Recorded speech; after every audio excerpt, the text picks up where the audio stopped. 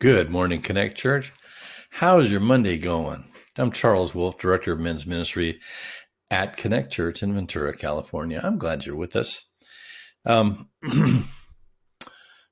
Diving right into it, I don't usually do, a tremendous amount of theology or deep, intense Bible study on my Monday morning devotions. I try to use the Word of God to challenge us to live differently, live according to the Bible, and so forth.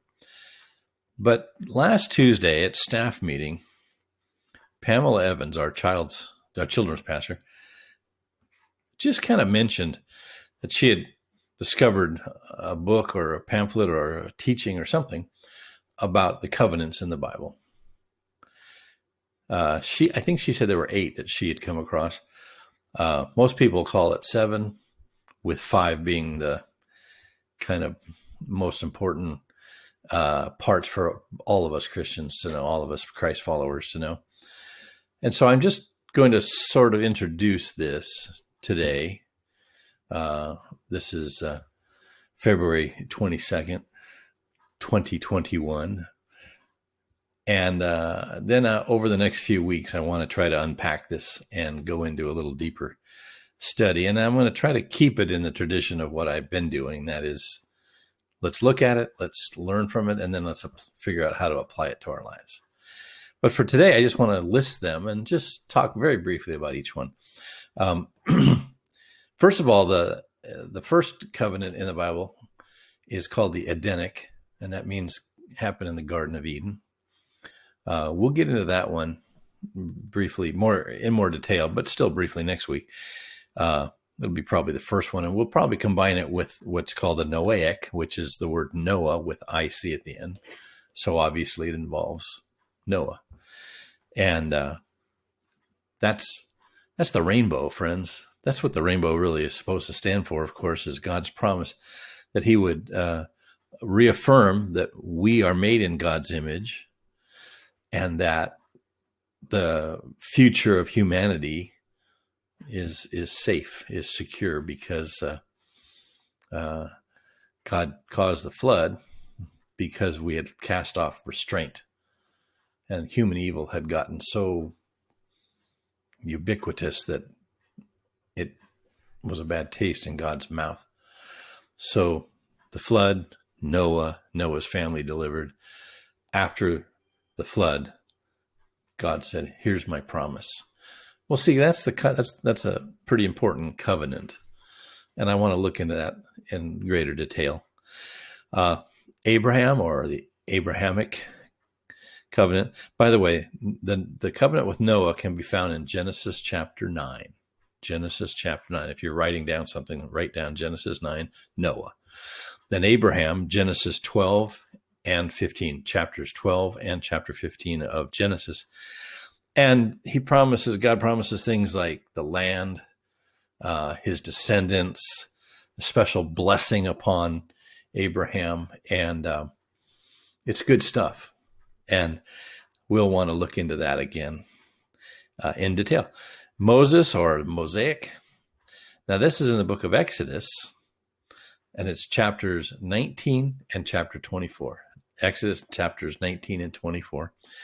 And this came down at Mount Sinai. This is where Moses walks up and meets with God, and the law is given, commandments are given. This is a incredible turning point in the life of the nation of Israel, and we're grafted in to that family, and we get the benefit. And there's a promise, by the way, that anyone or any nation who blesses Israel will receive God's blessing. So the law is not a way to salvation, but it's basically a way to differentiate the nation of Israel, identify them as God's chosen nation.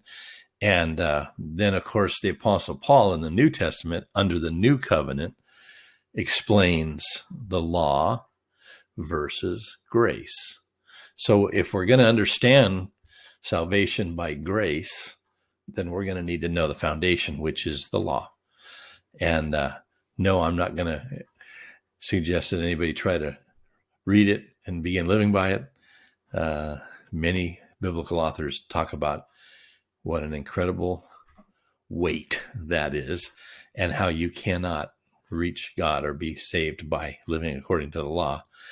So that's the Mosaic. Again, Exodus 19 and 24 is Moses. Then there's the priestly covenant, and I'm not going to get into that too much. But next is Davidic, obviously, of David, or having to do with David, or a covenant made between God and David. Now that's in Samuel chapter 7. Samuel chapter 7. And this is an incredible promise because David lived under the time of the law. He had as his history the deliverance of Israel from Egypt and the time spent in the desert and all of that.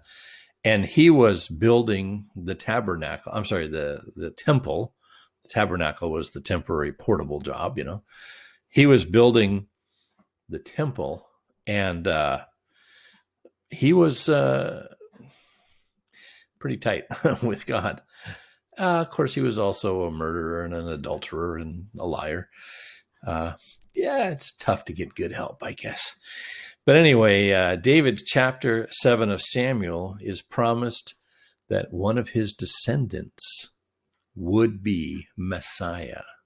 And that's an incredible promise. That's Jesus. Jesus would be the rightful king of Israel. So that's the Davidic covenant. And then finally is the new covenant. And this involves the forgiveness of sin, renewal of our heart, intimate knowledge of God. Now that means a relationship. It's not a physical, or definitely not a sexual relationship. And a lot of times when you hear someone talking about being intimate, that's what you think of. But intimate means simply being close, knowing one another. And, you know, we in our current society want to add sex to everything. But when it's an intimate relationship with God, it's a holy and righteous thing. At the so-called Last Supper, right before Jesus was taken away and crucified, he holds up a cup of wine, ostensibly, and he said, "This is the cup. This cup is the blood, my blood, and this is the cup of the New Testament." Now, I don't know how many people at that table fully understood what was just promised to them, but we see blood as a covering for sin. From the Garden of Eden, where the two sinned and God came down and he killed innocent animals, he took their hides and he made coverings or clothing for Adam and Eve in the garden. And that was the first time blood was shed to cover sin. In that case, it was a physical covering, but the animals whose blood was shed were innocent. They did not sin. They weren't walking around in snakeskins, if you catch my drift. But that blood sacrifice goes all through the Old Testament and all the way up until Jesus said, "This is the blood of the new covenant." So Jesus himself declared that. It's available to us. We couldn't be saved by the law. I've said that already today.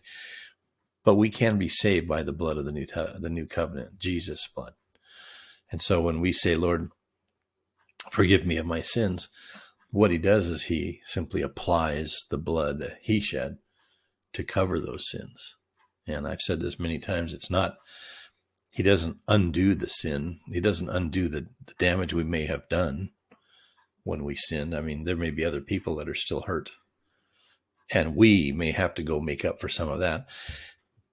But if we were to go directly from that sin to stand in judgment before God, he would literally call out to Jesus, who's also there, and say, "What about this man's sins?" Jesus would open the book of life and say, "They're covered. Yeah, they're here, but they're covered. They're paid for. My blood covered those." So there's a lot of exciting stuff that we're going to be looking forward to. Again, I hate it when people give you a teaser like on a YouTube video or a television show or something. That's basically all I'm going to do today. So I hope you can forgive me. But I would love it if you would scan ahead a little bit. I've got my notes over here. Let me scan down. If you want to look up the New Covenant, you can look at the Old Testament foreshadowing or prophesying this in Jeremiah 31, verses 31 through 34. But then you can go to the New Testament and you can see it in Luke chapter 22. Luke chapter 22. Now, this will be verses 14 through 23. But hey, splurge. You're home, right? Covenant. I mean, COVID-19's got you locked up at the house anyway. Read the whole 22nd chapter of Luke and let's talk about it. Anyway, I'd love it if you could come prepared next Monday with just a little bit of extra time in the Word of God. And we're going to go a little deeper than we usually do. You know I love you. I'm looking forward to it. Let's get excited about this together. And thank God for the covenants that we have available and how we can study about them. All right? I'll see you next week.